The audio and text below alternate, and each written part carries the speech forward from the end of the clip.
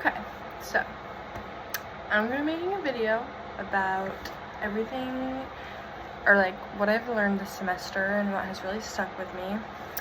So for starters, I just wanted to talk about like the things I like kind of discovered about myself that I enjoyed learning about, which was like most of like the Wheel of Wellness papers.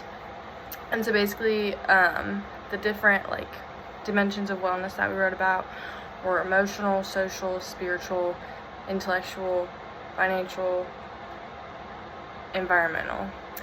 And I feel like a big thing that I like took away from like learning about and like writing about all of like the different wheels of wellness is how like interconnected they are with each other.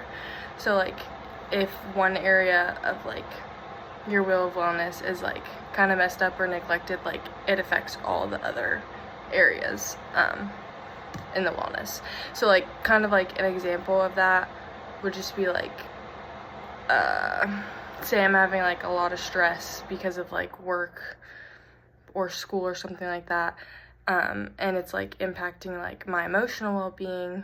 Then that emotional well-being being poor will then impact my physical well-being, because then I may be less motivated to work out or eat healthy because I'm stressed, so I just want to eat this food because I like this and I don't want to go eat something that's actually going to help me with a lot of protein and stuff like that. So just that like it can kind of like affect other things if you're neglecting one of them. So I kind of thought it was kind of like interesting how like those were all connected. And then learning about just like physical fitness, it was cool to just see like the importance about how like not only like prioritizing like your physical health, because I feel like I've been able to do that like really good, like playing 3 different sports like my whole lives and stuff, but just like how important it is to like also like keep your nutrition up and keep that healthy, because that's a big part of like how you're going to be able to physically perform.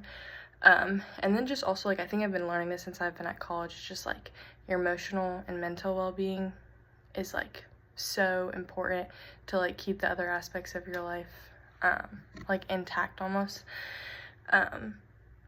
But yeah, and then just like the different types of like exercise, like cardio, strength training, flexibility stuff. Yeah, all that stuff was interesting too. And then just learning about like heart rate and pulse. I didn't know a whole lot about that before, but like it was kind of cool to learn about like the different like intensity levels and like how those affect like my heart rate and like my pulse numbers and like my like I forget what the word is, but like the breathing and stuff that we have to do on like our exercise forms all the time. I didn't even think about like how much more I breathe doing this intensity level versus like something else. So that was something cool that I liked to be able to like measure and like figure out like heart rate zones and all of that stuff. So it was cool to just be able to like manage and like take watch of like my breathing rates and like my heart rates and respiratory rates. That's what it's called. Yes. So yeah.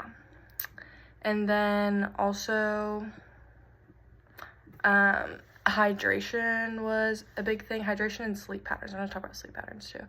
But just like with hydration, like it's not only important for physical health and physical well-being, but also just like your mental performance, enhances your energy levels, your concentration, how your body recovers after workouts. So not just how you perform during the workouts, but like how you're able to recover afterwards. So that was interesting too. But yeah, so I've been learning and trying to make conscious efforts to drink more water during the day because it is very important. And then just like learning about like sleep patterns and all that kind of stuff. Obviously it's very important for overall recovery and health. My sleep schedule is pretty inconsistent, but I've been trying to get better at it and going to bed at like decent times, and not only like going to bed at decent times, but like waking up at the same time every day. Like I feel like that would fluctuate for me a lot, but now I'm trying to get in a pattern of like waking up at the same time every day to get into kind of like a routine and a habit, just to try to make that sleep cycle a little bit better as well. Yeah. And then finally, I would just say, like, kind of going back to nutrition, I loved learning about, like, just, like, the different types of different types of foods you should be eating to like keep your nutrition levels healthy. So like whole foods, fruits, vegetables, whole grains, lean proteins. Not only they boost your energy levels, but they can make your mood better, which I thought was interesting. And then just kind of paying attention to like portion sizes too, and like figuring out how to like eat and think about like more balanced meals, because they'll keep me more sustained through the rest of the day with energy, and just like help me overall better with digestion and all that kind of stuff as well. So it's been cool to learn about all these things, mainly just because they like are going to actually like impact me in the future. Like all these things are very important to know and understand, to help me with my own physical and wellness and health. But yeah, so thank you.